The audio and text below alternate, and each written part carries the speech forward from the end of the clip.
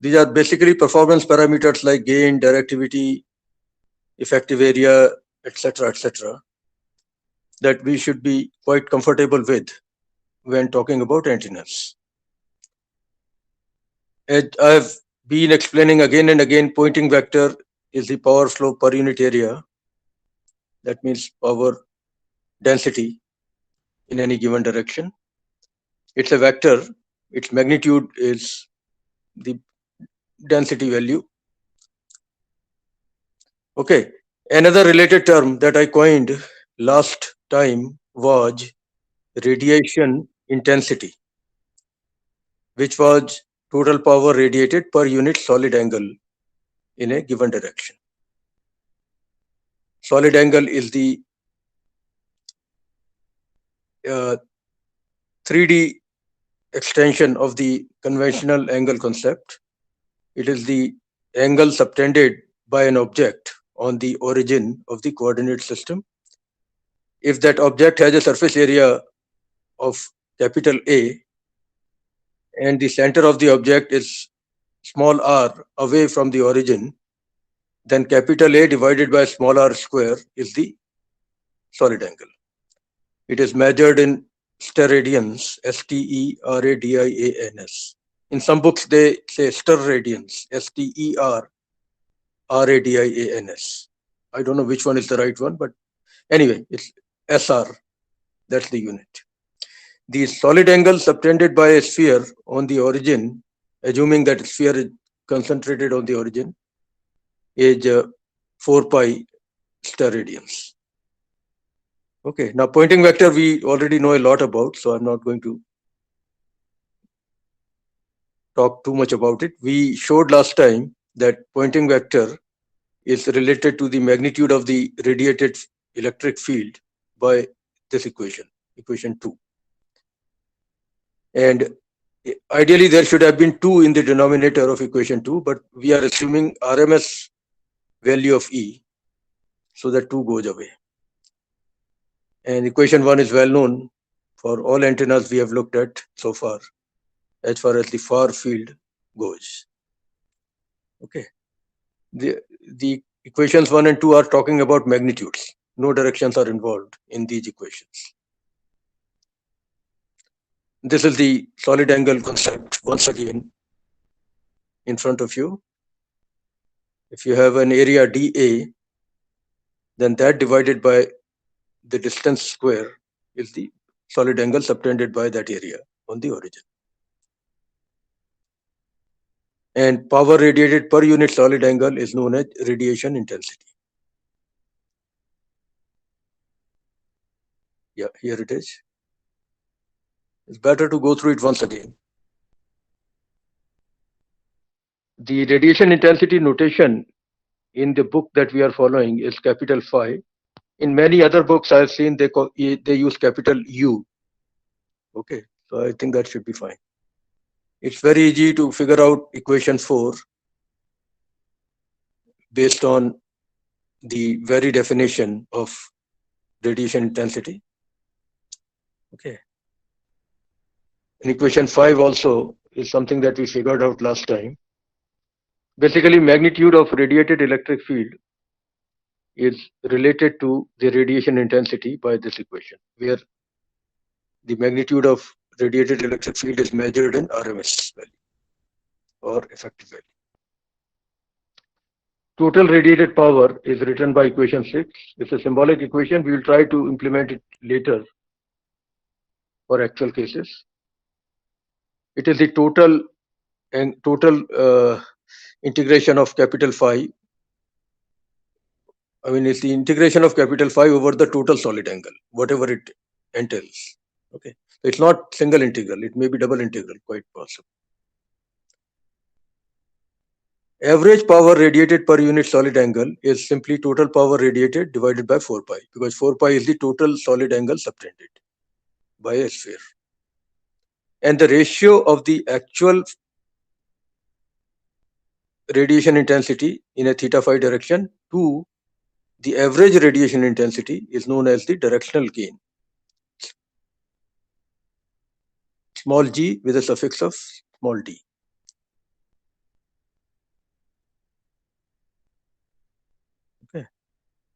Using the definition of average radiation intensity, you can write it as equation 9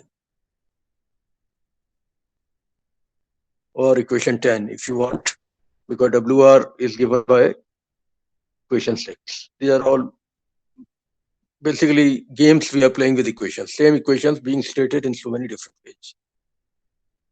In dB, the directional gain is going to be denoted by capital G with a suffix of small d. And this is simply nothing but 10 log the absolute value of small g, small gd actually. Directivity is the maximum possible value of gd. And it is going to be denoted by capital D. Sometimes we use capital D for diameter of the 2D antennas also. So we have to be careful what D means in that case.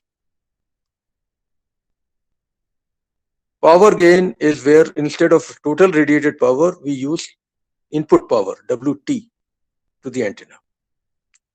And I said last time that WT is the radiated power plus loss power in the antenna. Loss power is mostly due to the finite conductivity of the material with which the antenna is made. Conductor loss predominates. We will soon see some equations for that. So if it's a lossless antenna, then obviously GP and GD will be the same. But WT and WR would be the same. Okay. Here is the equation for GD, equation 9. So if WT and WR are the same, then GP is GD, basically. And another related term is the so-called radiation efficiency or efficiency of the antenna. It is WR divided by WT. If losses are not there, it would be 100% for sure. But including losses, it's easy to show that in fact, the radiation efficiency is given by either equation 10 or equation 11 or equation 12. Very straightforward derivations.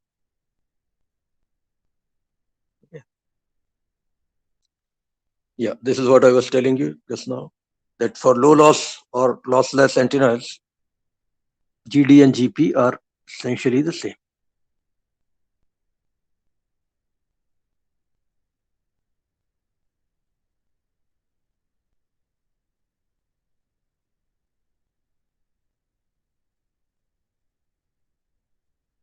Now, we did this problem last time. I am going to go through it once again. Calculate the directivity of a Hertzian dipole antenna. Directivity means maximum value of directive gain.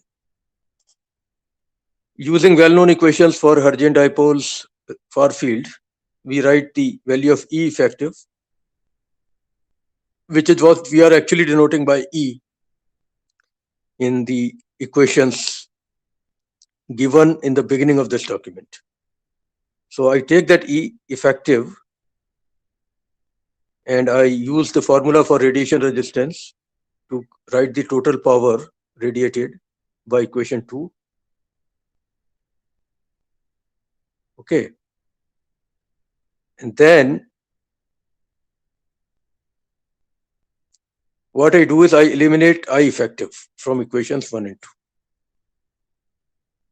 A bit of algebra is involved, but this essentially gives me a formula for radiated electric field in terms of total radiated power and the distance. Okay. I've done this in my previous document also, but here it's done slightly differently. Now, the radiation intensity, whose maximum value actually based on which we'll figure out directive gain and then maximum value. So radiation intensity, we have already proven, is given by this formula. Okay. And here I put the value of R square E effective square from this equation.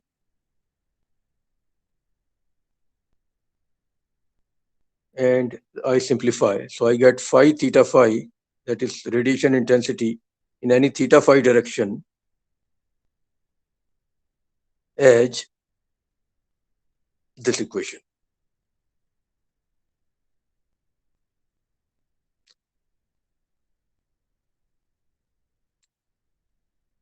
Actually, what I have done is I have assumed the direction of maximum radiation implicitly. I am not mentioning it here. I have assumed theta equal to 90 degree. In the formula for E effective, there is a sine theta term also. I am assuming that to be 1. Okay, so everything is derived here assuming the direction of maximum radiation. So the value of radiation intensity that I am getting is the maximum radiation intensity in theta equal to pi by 2 direction, which is the direction perpendicular to the length of the antenna.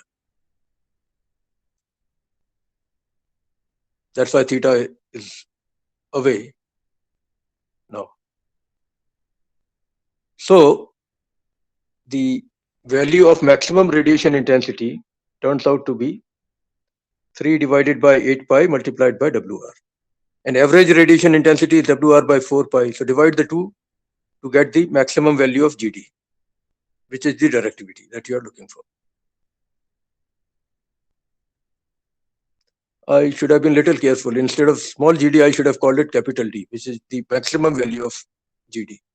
Anyway, so the answer is 1.5, which after taking 10 log becomes 1.76 dB approximately.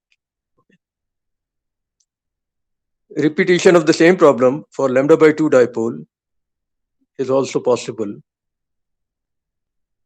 Here I am including theta in the formula for E effective.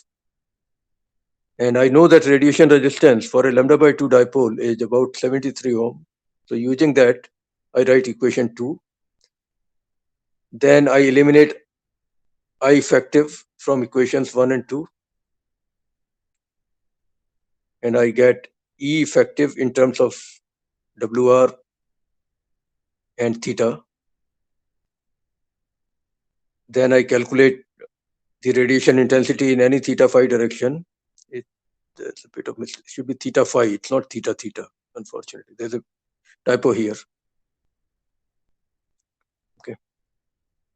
Anyway, so the formula, you can try to work it out yourself. It simplifies to equation 4. I have yet not put the direction of maximum radiation, which I will do immediately after this. Average radiation intensity is obviously WR divided by 4 pi. Ratio of actual radiation intensity in a theta phi direction to the average radiation intensity is the directive gain. So using that, I get the formula for directive gain, where I can show that theta equal to pi by 2 will give me the maximum. It can be shown rigorously, it can be shown almost intuitively as well. If you put theta equal to pi by 2, cos of pi by 2 into 0 becomes 1, and in the denominator you get sine pi by 2, which is 1. So you get a maximum. The maximum value of directive gain is 120 divided by 73, which is about 1.644. And after taking 10 log of this, you get about 2.15 or 2.16 dB. So lambda by 2 dipole has a maximum directive gain, which is same as directivity, and that is approximately 2.16 dB. It is slightly higher than what we got for Hertzian dipole. For other values of lengths of dipole antenna, probably a straightforward derivation is not possible. We may have to do numerical calculations based on the formulas for R rad, etc., etc. It could be a nice internship project almost in the summer. Another related concept is effective area or effective aperture of an antenna. It is related to the directive gain by this equation. There's a proof for it. I'm not giving it to you right now. Someday I will. But right now, just take this relation as a given. Okay. Effective area essentially is the ability of the antenna to absorb the incident power from the to absorb the power from an incident field on it. This concept is more useful for receive antennas, but you can obviously think of applying it to transmit antennas also. An antenna's properties do not change much. In fact, do not change at all, I believe, when you go from using it as a transmit antenna to using it as a receive antenna. Only thing is, if frequency changes in the process, then some properties will change. But if it is the same frequency that you are using in both cases, then nothing should change. Effective area, effective length, directivity, gain, every input impedance, everything should remain the same.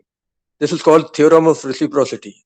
An antenna's behavior is reciprocal, whether it is being used in transmit mode or receive mode.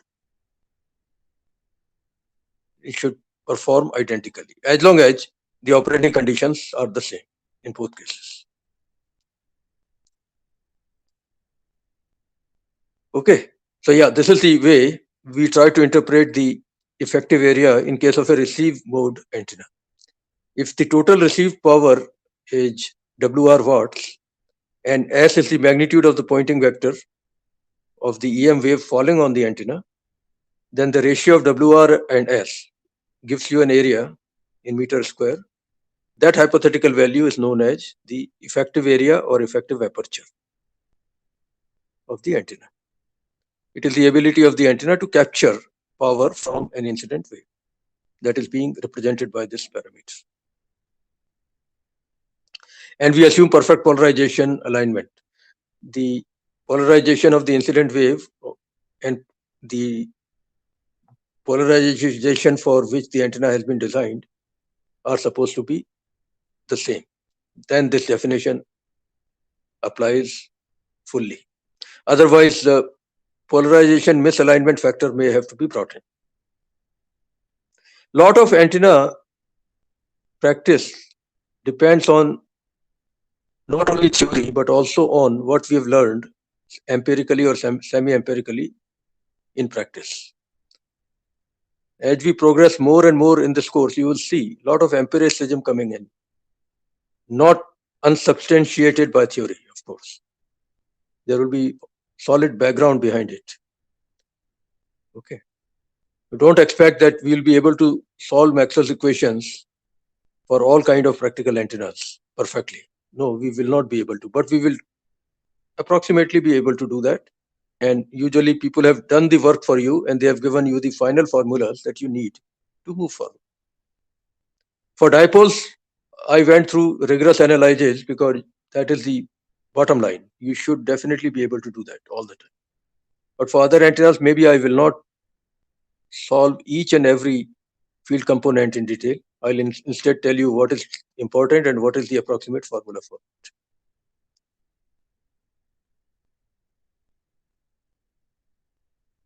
Okay, this is a problem that may be worth looking at. Derive the formulas for the effective apertures of Hertzian dipole antenna and half-wave dipole antenna.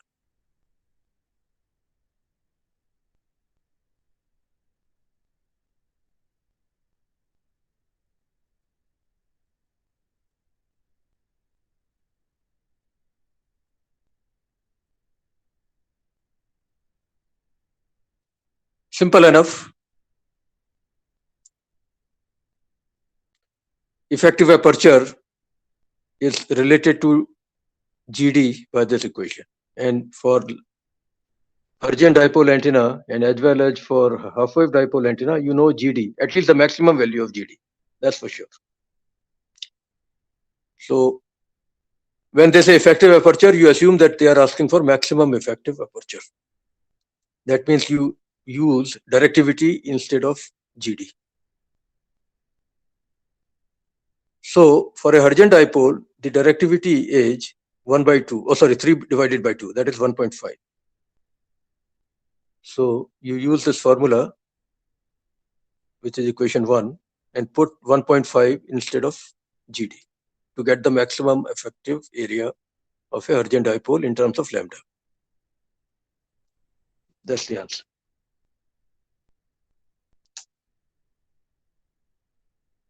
For a half-wave dipole, the directivity was 120 divided by 73 approximately. So you repeat the same exercise, you get this formula.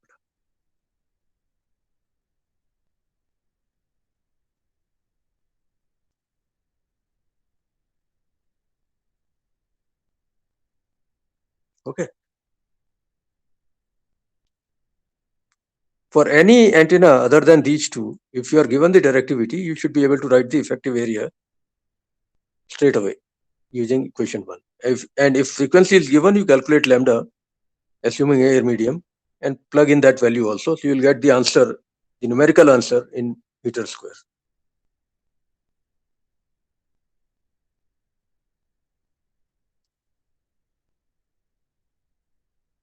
Now, one antenna which is very commonly employed in real life, and it is not a linear antenna, it is a 2D antenna. It is known as satellite dish. A lot of us are using it all the time. It looks something like this. The circle that represents the radiating aperture is the circle that I have shown with hatched lines. That is what constitutes the radiating aperture. There's a lot of electromagnetic analysis behind this antenna, but I'm not doing it right now.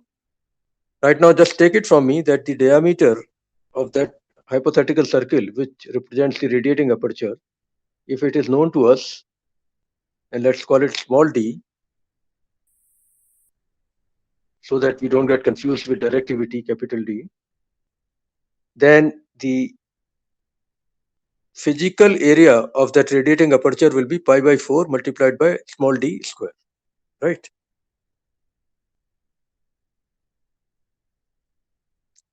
That's the physical area.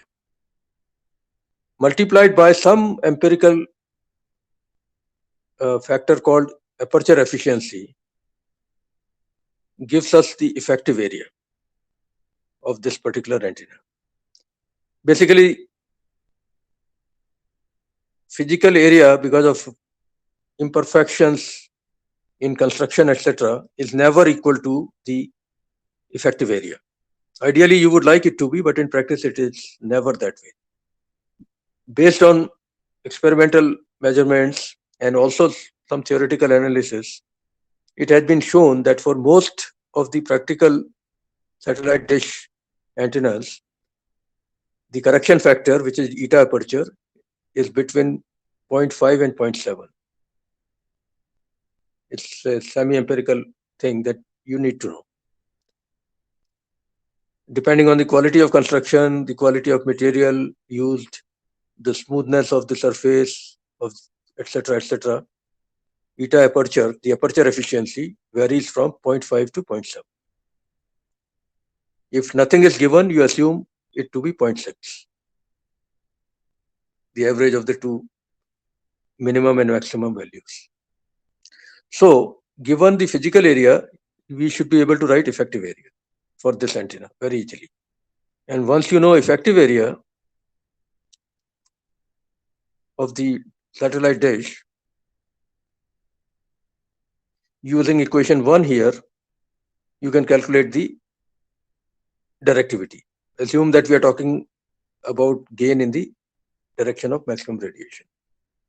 So calculating the directivity or maximum gain of the satellite dish is actually very straightforward. You don't need any Maxwell's equations for that. That's what I'm trying to point out here. Okay, assuming that we are talking about the direction of maximum radiation, which is actually along the horizontal line. That means perpendicular to the radiating aperture.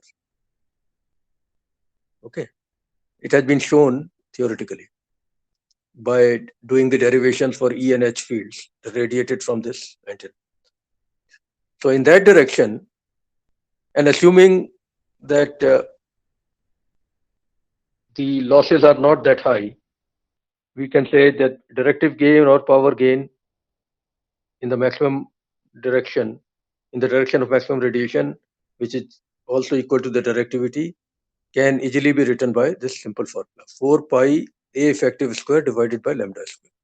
And A effective is physical area multiplied by eta aperture, which is about 0.6, if nothing else is given.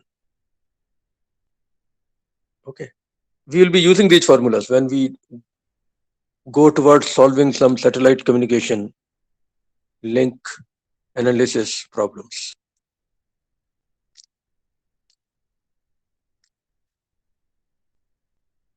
Beam width, let me once again go through it just to make sure that we get this right.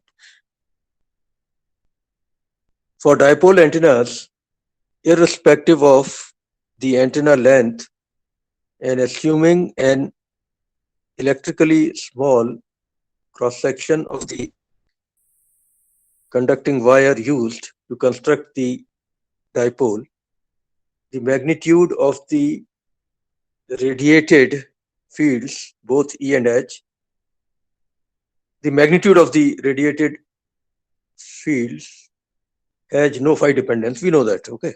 In other words, the horizontal radiation pattern is a circle, fine, it's well known to us. The magnitude of the radiated fields, however, the magnitudes of the radiated fields, however, have theta dependence. We know that. You know, it's either sine theta for Hurrian dipole or more complicated for other dipoles. Okay. So if you plot the magnitude of radiated electric field with theta, you get figure of 8. We have seen this in the past. The direction of maximum radiation is theta equal to pi by 2. The 2 points at which the magnitude of E field falls to 1 upon square root of 2 of the maximum are known as half power points, 3 dB points. And the angular range over which these points will lie, or the angular range covered by these 2 points, is known as the 3 dB beam width or half power beam width. For satellite dish, beam widths are very small, less than half a degree or so. For dipole antennas, beam widths can be quite high as 50 degrees, 60 degrees, even higher. So it depends on the application of the antenna. In some cases, you want a very narrow beam. That means theta 3 dB or half or HPBW will be very small. For other cases where you like dipoles and monopoles are commonly used to broadcast to public. So narrow beam is not necessary. You need a reasonably wide beam.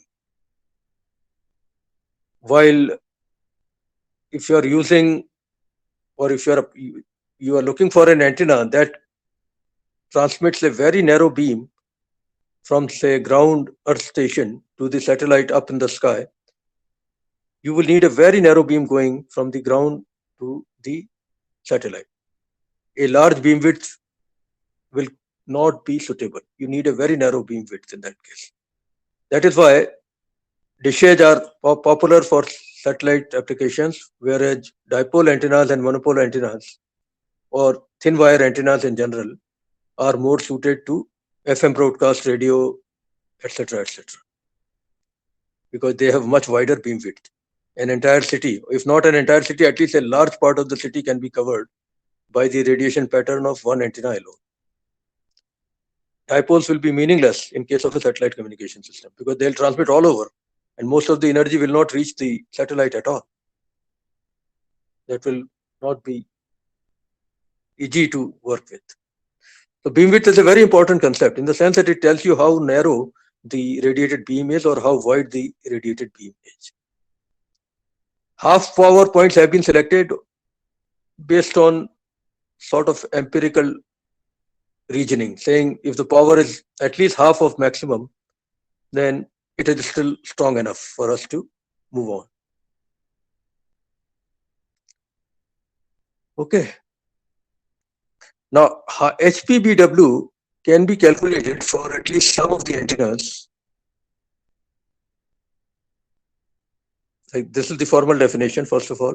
Theta 2 minus theta 1, where theta 2 is the value of theta in the bottom half, where E has fallen to 0.7 or 7 of the maximum value, and theta 1 is the same in the upper half. And by the way, this would apply on the left side also, but I'm ignoring that issue right now.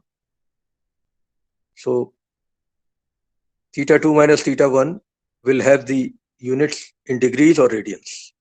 Beam widths are measured in degrees or radians. Now, for a Hertzian dipole, you know that magnitude of E varies with sine theta. So, you know that sine theta is 1 upon square root of 2 when theta is plus 45 degrees. So, it is obvious that theta 1 will be plus 45 degrees for a Hertzian dipole. Theta 2, I think, will be 135 degrees. And the difference between them will be 90 degrees. So HPBW for a Hertzian dipole, I think, is 90 degrees, at least in theory. Yeah.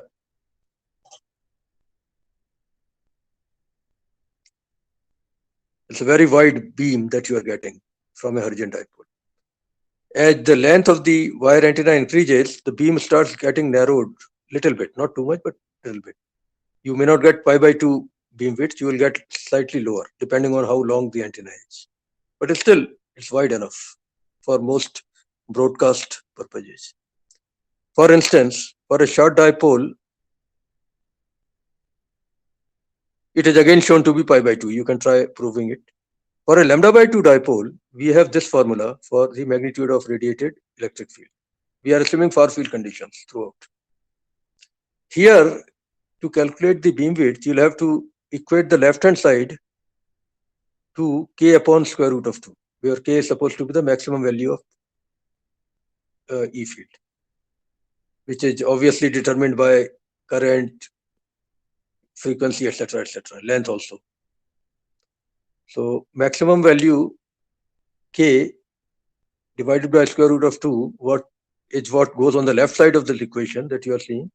Then you solve the resulting equation to figure out the two values of theta which would satisfy the resulting equation. It's not easy, by the way, to solve that equation unless you use numerical values. Numerical values are of a large variety for solving these so-called transcendental equations. One method is simple.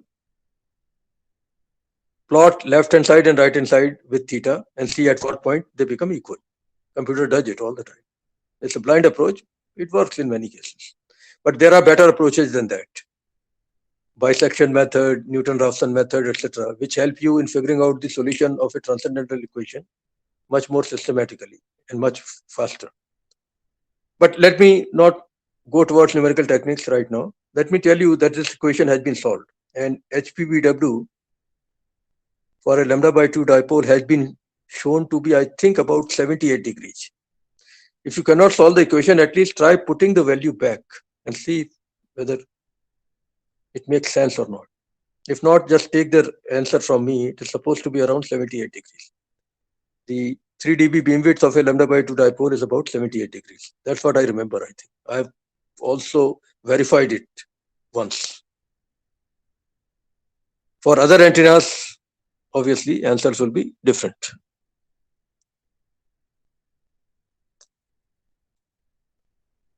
Yeah, input impedance is another very important parameter that you got to deal with when you're talking about antennas. Especially in the case of dipole and monopole antennas, we have results that can be used. Obviously, this is clear enough to you, I'm sure. Input voltage divided by input current, both complex numbers, of course, in general. That should give you the input impedance. And in general, it will have a resistive part and an imaginary part. Well-known definition of input impedance of any component. Antenna is also a circuit component after all. Besides being a radiator, it also is supposed to be treated as a circuit component for circuit modeling purposes. The rest of the system that is feeding the antenna would actually like to know Zin so that it can try to do some impedance matching to couple the maximum possible power into the antenna input. That is why this parameter is extremely critical to worry about. Anyway, this is the generalized definition for input impedance. A lot of formulas have been derived and they turn out to be quite complicated. In fact, the resistive part of the input impedance is closely related to the radiation resistance of the antenna, although it is not exactly equal at all frequencies to input impedance, to input resistance, but there is a close relationship between them. And the formula for radiation resistance of a dipole of arbitrary length is extremely complicated. It involves three radiation integrals, which I have shown you in one of my previous notes. I'm not repeating that formula. That formula has to be programmed carefully in MATLAB or in any other uh, programming language to get the answers meaningfully. But people have done a lot of research on that formula and have further simplified it and to make it more usable, they have come up with equations which are based on the initial equation involving radiation integrals. And one of those equations is shown here. For a dipole whose length is 2L, 2 capital L, and as long as the length is less than lambda, an approximate formula for the input impedance is given here. This is much better than the formula that you would get using radiation integrals. This is not 100% correct, but it works for all practical purposes, as long as the length is not too large. In this formula, the total length of the dipole has been assumed to be 2L, which is different from what I assumed in the beginning. In the beginning, I was assuming only capital L. So be careful here. This formula has been taken from a different source. I'll show you that book very soon. F1 and F2. Oh, by the way, there is a real part and there is an imaginary part. F1 and F2 are given here. F1 is a sort of semi-empirical function. It is again an approximate formula with these coefficients given here that you'll have to apply. F2 also has an equation for it. It's given right here. You cannot remember these formulas. They should be in front of you when calculating the input impedance of a dipole antenna, which is not too long, which is having a length less than lambda.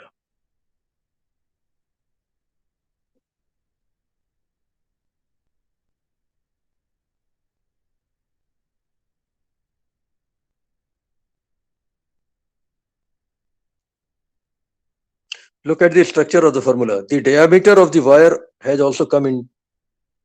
Small d actually represents the diameter of the wire that you are using. So input impedance depends on the diameter of the wire also. Obviously, it should. Okay. Actually, transmission line theory has been applied, I believe, in coming up with these formulas, but I'm not going to try to derive all that here. We'll take this formula as a given for practical designs. By the way, if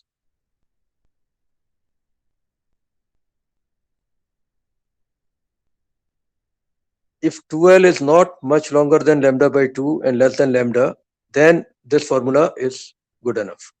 There's another approximate formula available, which is valid only if the length of the dipole antenna is quite small compared to lambda. In that case, you can try using equation 5 rather than equation 1 or equation 2. For a very short dipole antenna, including Hurrian dipole, this equation 5, can also be used, which is even simpler than the previous one.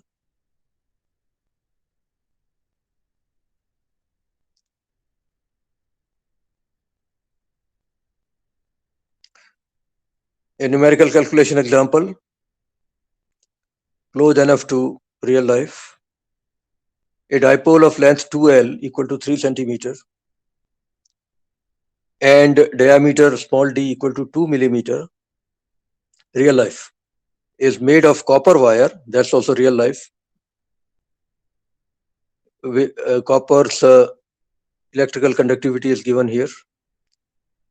Calculate the input impedance at 1 gigahertz. So first thing you do is calculate beta L, because that is what you need. If you're not sure which formula to use, always go for equation 2. that is more general than equation 5. So first thing you need to calculate is beta L. It's important for you to see the steps carefully for making calculation. Beta L will be 2 pi divided by lambda. At 1 gigahertz, lambda is 30 centimeter. I'm doing calculations in centimeter here. At 1 gigahertz, lambda is 30 centimeter. Capital L is 3 divided by 2 centimeters. So multiply the 2 to get beta L equal to pi divided by 10 radian. Okay, then you apply the formula, Zn formula given here. Beta L is given, small d is also given. Please do these calculations yourself. Equation 2 is what I have used, I think, in this case. And the result that you should get is given here. This is the input impedance you should get. In fact, if it is very interesting to see that 1.97 ohm is the real part of the input impedance. If you calculate the radiation resistance of this antenna, it will also work out to be almost the same. They may not be exactly equal, but real part of input impedance is very close to radiation resistance in a lot of cases. Imaginary part, of course, is a very weirdo. Is a weirdo. Here it is showing minus j something. That means it is capacitive. Depending on frequency, it may become inductive also. There will be a frequency value at which it will change signs. Reactive part is always a challenge to impedance match. Imaginary part, real part also is, of course, but imaginary part varies with frequency much more seriously. That's what I've seen. Anyway, this is life. You have to work hard to impedance match the antenna. Now, next problem is this previous problem, but it needs to be repeated at 100 megahertz. Not, previously, we were talking about 1 gigahertz, now 100 megahertz. So what you do is you calculate beta L again. Now, lambda will become 300 centimeters, right? So beta L will become pi divided by 100 radian. Now, if you repeat the calculation, you'll get these values. The real part has gone down significantly compared to the previous value, but imaginary part has gone up by a factor of 10 almost. Yeah.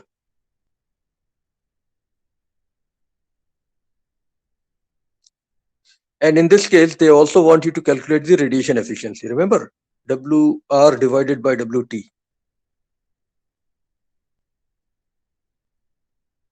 So you know that WT is WR plus WL, where WL means loss power. For calculating that, first thing you do is you calculate the radiation resistance. It is a short dipole antenna. You can check it out yourself. It's not a Hertzian dipole antenna in this case. Or even if it is Hertzian dipole,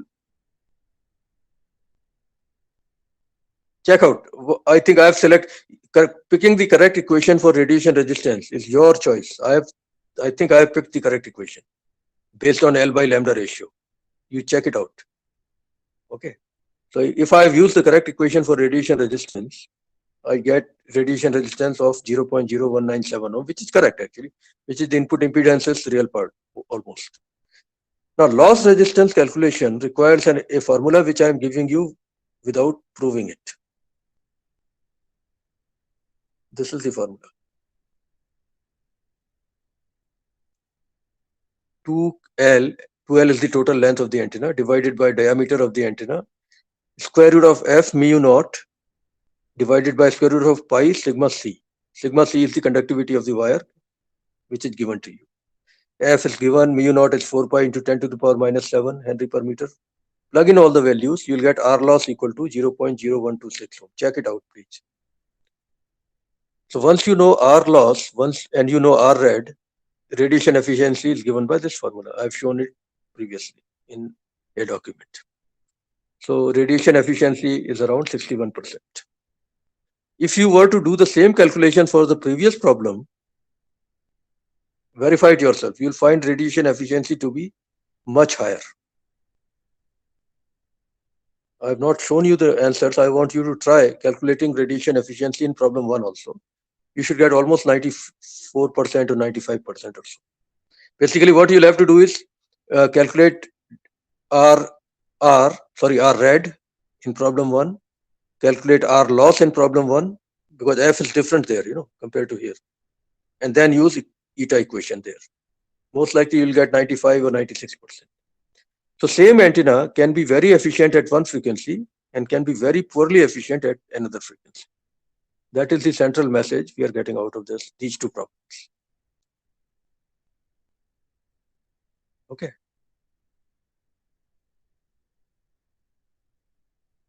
Oh yeah, I've proven this equation, in case you are wondering how this equation comes about. Eta is radiation efficiency is supposed to be WR by WT, radiated power divided by input power. And input power is WR plus W loss. You can call it W loss or WL. It's up to you. So WR is I effective square into R red. WR again is written as I effective square R red. R loss is defined as I effective square into, W loss is defined as I effective square into R loss. That's the way it is defined. So I effective square cancels throughout and you get the formula for eta. R red divided by R red plus R loss. This is a very general formula. Actually, it will apply to almost all antennas. Right now, of course, we are looking only at dipoles. Okay. It's a lot more, but with time, I guess we will be, this is a small document, but it summarizes a lot of things again. Antenna introduction, basics, things that you have to know from a design point of view without having to worry about Maxwell's equations too much. The gain of an antenna with losses is given by this. Here he is using capital G. I generally use the small g if I'm not talking about dB. But fine, we have to live with what people are using. So this formula I have already given you. Directive gain is 4 pi effective area divided by lambda square. And effective area is eta aperture into physical area. He is calling it eta, I call it eta aperture, because eta is the symbol I reserve for radiation efficiency, while eta aperture is the symbol I use for aperture efficiency. So he is not telling you that he is talking about aperture efficiency, he is calling it efficiency. Be a little careful when you read these documents. Efficiency can mean very differently depending on the context. Here we are talking about aperture efficiency, not radiation efficiency. That means how much different the effective area is from the physical area. That correction factor is known as aperture efficiency. But if you keep that in mind, everything else is what I have told you. Okay, rectangular horn, this you can forget for now. Gain of an isotropic antenna obviously is 0 dB. Is 1 if you don't talk about dB, and tan log of 1 is 0. Okay.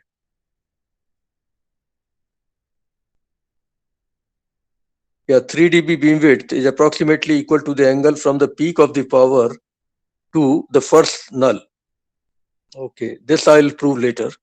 Right now you take the definition as I gave it to you. 2 theta values where the power falls to half, or E falls to 1 upon square root of 2 of the maximum. It can be shown that 3 dB beam width is related to what we call null beam widths, but I'll talk about that later.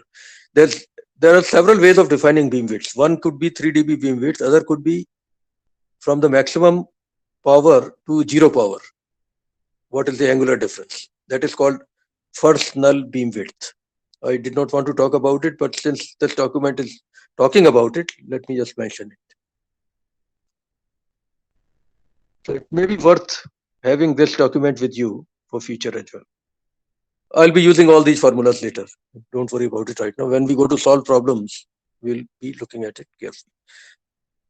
Now, one very interesting document, and this is actually supported by a recently published book, which I'll be sharing with you in the e-format.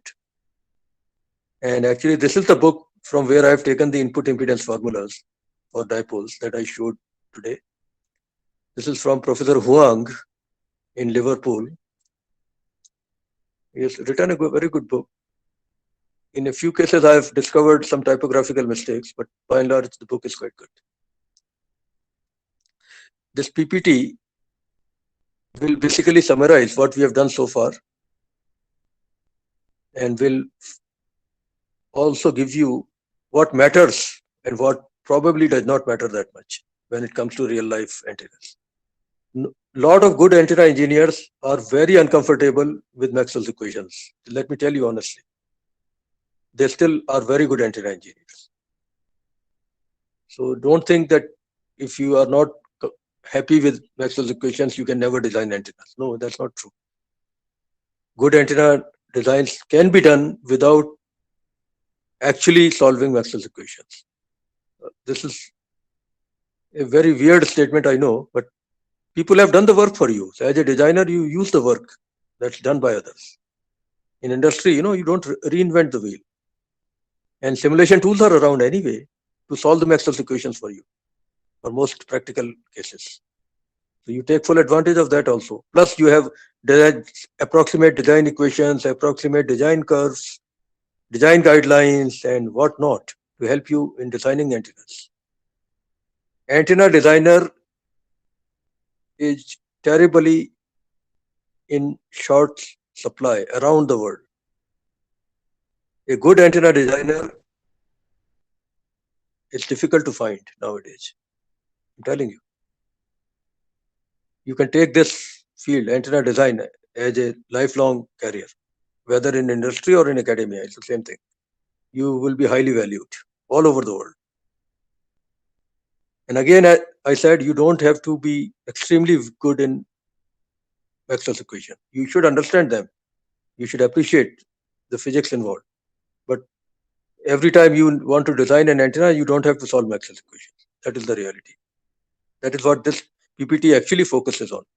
The name of the book is, he's right there. The name of the book is Antennas from Theory to Practice. He's trying to demystify, he's trying to remove your fear from taking antennas as a career. Look at the title, how attractive the title is. Okay. Everybody cannot be good in Maxwell's equations. We know that, but still, people have to do antenna designs. And this book actually takes that approach. He talks a lot about EM theory, but at the end, he comes out with things that you can actually use to design antennas. I'll send you the e-copy of the book. You don't have to read the entire book. I'll keep telling you where to read and where not to read. Okay, so let's look at this PPT. He sent it to me a long time ago. He is summarizing the various forms of antennas commonly used in today's world. Wire type, that means dipoles and monopoles, and some other varieties also, yes, which basically have only one dimension that you have to worry about. Aperture type antennas have 2D radiating surfaces. 3D antennas are also possible. We are avoiding that talk right now completely, but 3D antennas are possible, yes. Wire type antennas, obviously dipoles and monopoles, and there are other variations like biconical antennas, loop antennas. You take a wire and make a loop out of it. That becomes a loop antenna. It's very commonly used in security gates, in the airports, in the railway stations, etc., etc. We will be dealing with those antennas in the second half of the course in detail, but at least you should be aware of the names. Helical antennas. Instead of a straight wire, you can make a helix out of it. You get circular polarization and many other advantages, which you will not get with a dipole. Linear polarization versus circular polarization versus elliptic polarization. Depending on that, you will have to use a different geometry of the antenna. Whether you want a narrowband operation or wideband, then the design will be of a very different kind, depending on what you want. Whether it's a transmitting antenna or receive antenna, that makes a difference also. Transmit antennas will have to handle very large powers. Receive antennas have to handle very small powers. That changes your design methodology significantly. On the 2D side, opening a rectangular waveguide on one side produces a radiating aperture which will radiate. And to make that radiating aperture even more efficient, you make it bigger. It is called horn antenna. If you recall our microwave lab experiments, I think one experiment was there where you were shown how to use horn antennas. If not, when you come back to campus, you can come to the lab and look at horn antennas once again. There are reflector antennas. These are one of the examples is of course satellite dish. It's a parabolic reflector antenna. Slot antennas are opposite of dipoles, or like instead of having metal, they have lack of metal. Wherever you have metal in a printed metallic dipole antenna, in a slot antenna you have no metal, and wherever you had no metal, now you have metal. So these are complementary structures. I'll show you in a minute what it means. Microstrip antennas, basically you take a microstrip line and make it open-ended on both sides. It starts radiating significantly. And many more type of antennas. A lot of times we cannot get the performance we need from a single antenna. So we have to bring several of them together to form an array, which can be a linear array or a 2D array or even 3D array. Okay, and broadband, as I said, is very different when it comes to design. You have to use conceptually different approaches to get broadband designs, 2 to 18 gigahertz design in a single antenna. It's possible, but our philosophy will be very different. Dipoles will not be able to do that. Okay. Wire type antennas. We have looked at them quite a bit in detail.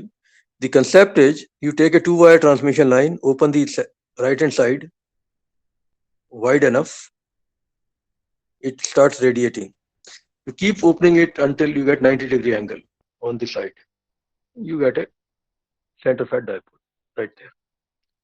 Center fed dipole is a conceptual evaluation from a 2-wire transmission line. That's what Professor Huang is trying to show here. This is how antennas were invented conceptually in the beginning. Okay, these are formulas we have seen already in my notes. Current distribution along the length of the antenna, then how you calculate radiation field. We have done all this in our own way, so you don't have to worry too much. But this table is very important. It summarizes a lot of performance parameters of dipole antennas of various lengths.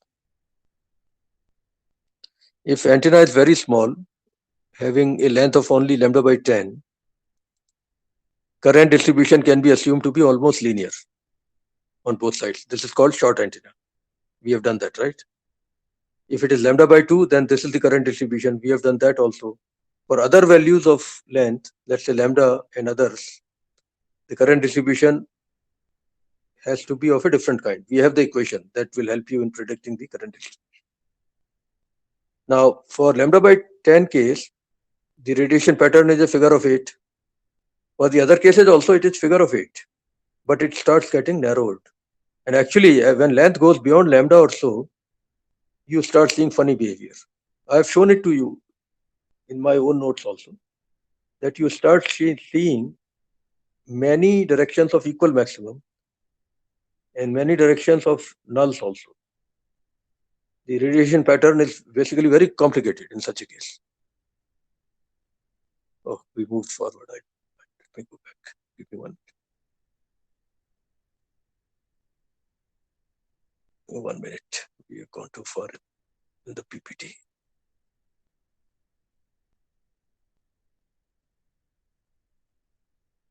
Yeah.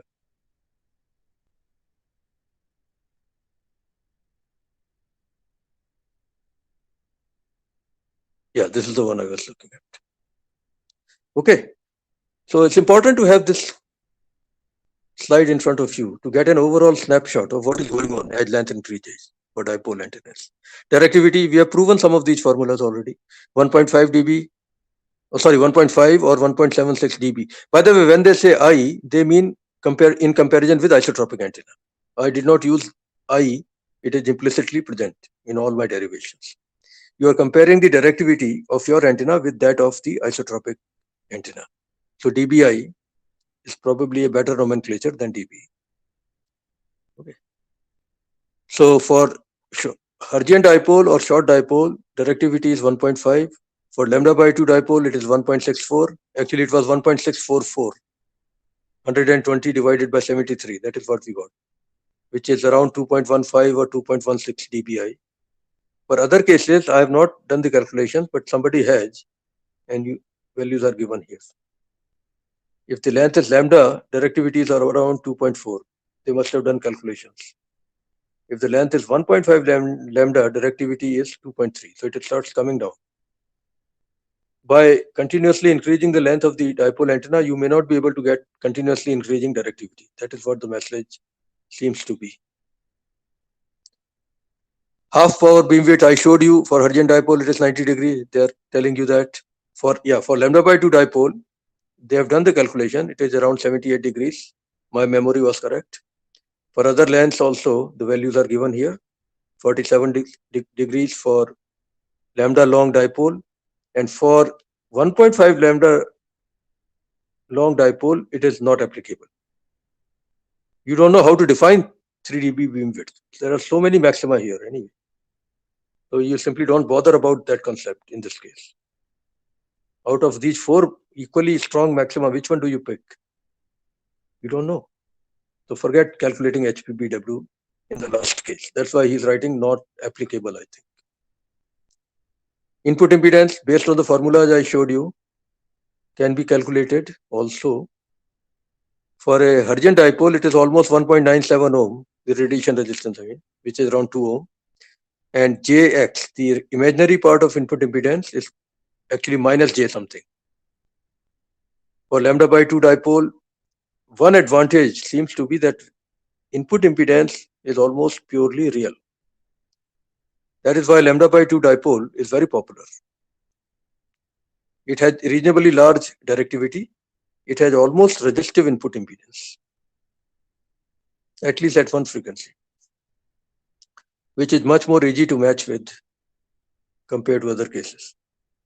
And even it seems, if you believe this fellow's table, when length is lambda, the input impedance is again purely real, but it is very large. So it will not be easy to match in that case. And for the last case, again, there he is saying input impedance is purely real and the value is almost 100 ohm. So that case is very easy to match. But unfortunately, the radiation pattern is all screwed up here completely. So I would always avoid 1.5 lambda case in real life.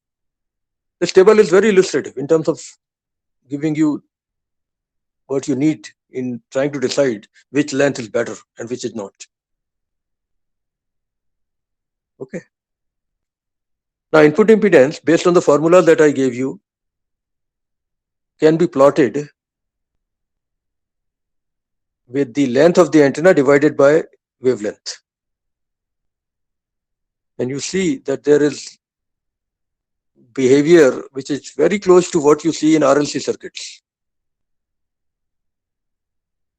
Input impedance of dipole antennas and many other antennas can actually be modeled almost as a RLC circuit, approximately speaking. Anyway, even if you don't want to do that, you can see these calculated values carefully. For a given lambda naught means the frequency at which the length is exactly equal to what you want it to be. Okay. So lambda naught means the design frequency. So for any given value of electrical length 2L by lambda naught, you will see that based on how much diameter you are using, 2L by D ratio, the nature of input resistance's behavior is different. Again, the formulas I gave you will predict all this. If diameter is slightly larger, then you get the curve on the left side. If diameter is smaller, that means 2L by D is much higher. You get even sharper peak in the input resistance value. And at what point it happens, that also changes. So diameter plays a very important role, it seems, in determining the input resistance of the dipole. Input reactance, as I said, it changes sign at a certain value of 2L by lambda naught. And I think diameter also matters. These graphs are used by people in industry to approximately figure out the input impedance of a given dipole antenna. Okay, you can at least get a qualitative idea right in the beginning when you are designing the antenna, that you cannot expect something different from what the graph is telling. So if you don't want to use the equation, these graphs can be used to quickly calculate the input impedance of a given dipole antenna at a given frequency.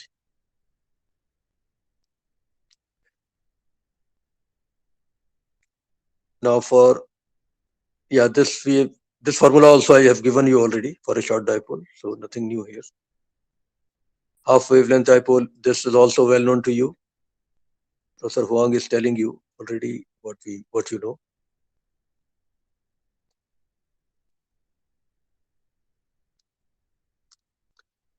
There's a calculation example. I have already solved it in my notes, approximately at least.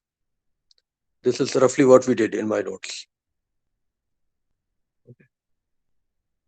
3 centimeter, 2 millimeter, all these numbers were the same in my case also. So I think the answers I have given you are the answers to this problem. Otherwise, you can look up in the book also on page 135 to 137. I'll send you the book soon. Now, other variations of dipole are shown here, many other variations. Biconical, where you change the diameter slowly rather than keeping it fixed. It has its own advantages. The bandwidth goes up, I know for sure. Bow tie antenna, where you see it is not a circular thing anymore. It is a flat copper piece on both sides. There's no diameter involved here. It has its own pluses and minuses. Folded dipole. Instead of having a single wire, you fold it around. So a very long wire can be used without occupying much area, much physical area. Folded dipole is very popular in real life for the fact that it reduces the size of the antenna and it becomes easier to house it. Sleeve dipole. Part of the dipole is put under a sleeve, a dielectric sleeve, and the remaining part comes out. It becomes like a coaxial line at that point. At least be aware that many variations are possible on the conventional dipole. Monopole antenna, I've already told you, is nothing but a dipole where the bottom half is gone and is replaced by a perfectly conducting ground plane. The theory is simple enough that you can remove the ground plane and mirror image the top half in the bottom half and then do the EM analysis, etc. But you don't have to worry too much about theory. The issue is that field patterns will be the same as for the corresponding dipole, but they will be applicable in the top half only. Bottom half will not be there. So you see that here. This is the same table that we had drawn for dipole, but now it is drawn for monopole. You see the radiation pattern? It is only in the top half. Bottom half is gone completely. Because metal is there, it will not allow any radiation to occur after that. Directivity doubles up here compared to what it was for the corresponding dipole. You can try to prove it. Beam widths are half now, obviously, because you are only doing top half, bottom half is gone. For the short dipole, the beam width was 90 degree. Now it is becoming 45 degree for the corresponding monopole. And similarly, that 78 degrees in case of a lambda by 2 dipole has now become 39 degrees for the corresponding lambda by 4 monopole, and so on. The input resistance basically has almost the same behavior that you saw for the corresponding dipole antennas. Okay.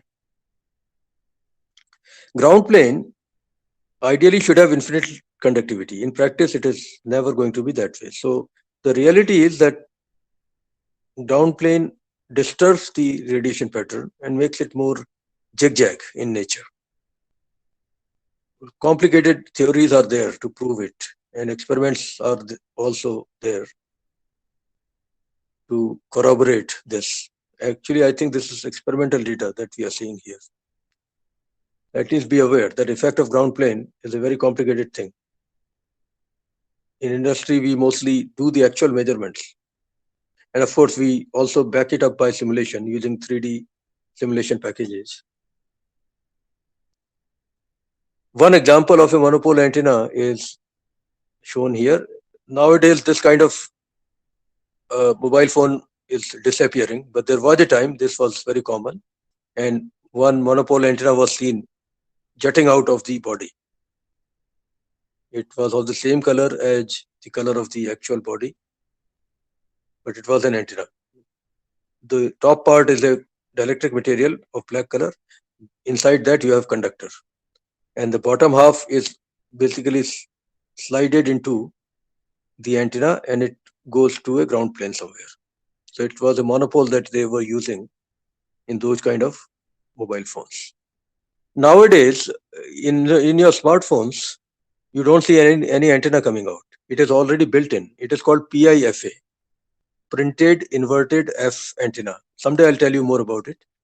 So monopole is not there. It is a very weird kind of microstrip antenna that they're using. Not weird actually. It is working very well. Just that the construction is very unusual. I'll talk about it when we talk about microstrip antennas. So monopole is not being used in smartphones anymore because monopole's directivity is not very large. The antennas that they are using right now, called PIFA, have much better directivity. Okay, monopoles can also be of several varieties. You can make helices out of them, inverted. Yeah, this is inverted F antenna. This is very close to what smartphones are using right now. Only thing is they are printing it as a microstrip design rather than wires. This is IFA.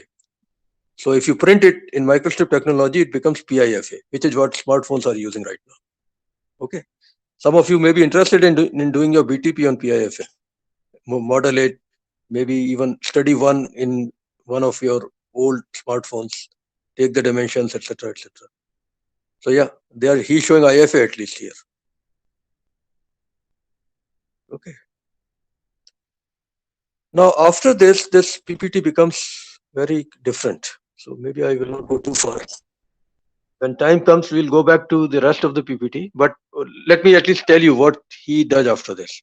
He tries to move away from linear antennas in the rest of the PPT. And before he does that, he talks about something called duality theory. What it means is, let's put it this way. Yeah, let me give you a practical example. Don't worry about mathematics. I'll give you the physical significance of what duality does. Suppose you have a circular wire, conducting wire, carrying current in it. It will radiate. It is called a loop antenna, commonly used in security gates. Okay. There's a reason for that. We'll talk about it later. But conceptually, it's a circular loop that you have got. It is carrying electrical current. What the duality says is that for analysis purposes, you can replace the loop by a dipole at the center, which is vertical to the loop, but is carrying a hypothetical magnetic current. And then you take the formulas that you got for the conventional dipole antenna, and wherever you got E, you put H, wherever you got H, you put E, and with some minus signs also coming in. That is called duality. Replace all E's by H and all H by E's and all electric currents by magnetic currents. So a loop, at least one of the methods of analyzing a loop antenna is to replace it by a dipole antenna, hypothetical dipole antenna, carrying magnetic current, not electric current, and then use the well-known formulas for the dipole antenna to figure out the radiation pattern. This is called principle of duality, where well-known formulas are suitably modified to get the radiation results for some other antenna. That's all I can tell you right now. Duality is a very complicated thing otherwise. I don't think in this course we'll get time to actually apply duality in detail to any of the antennas. But based on the duality principle, he is writing the radiated field from a loop antenna. It is very similar to what we got for a dipole antenna. Wherever you had E theta, it became H theta now. Wherever you had H phi, it became E phi now. Duality means E gets replaced by a corresponding H. That's one of the things for sure. Okay. The principle of duality remains very useful in not reinventing all the analytical steps. Rather than that, you modify well-known formulas to come to what you need to know for a given antenna.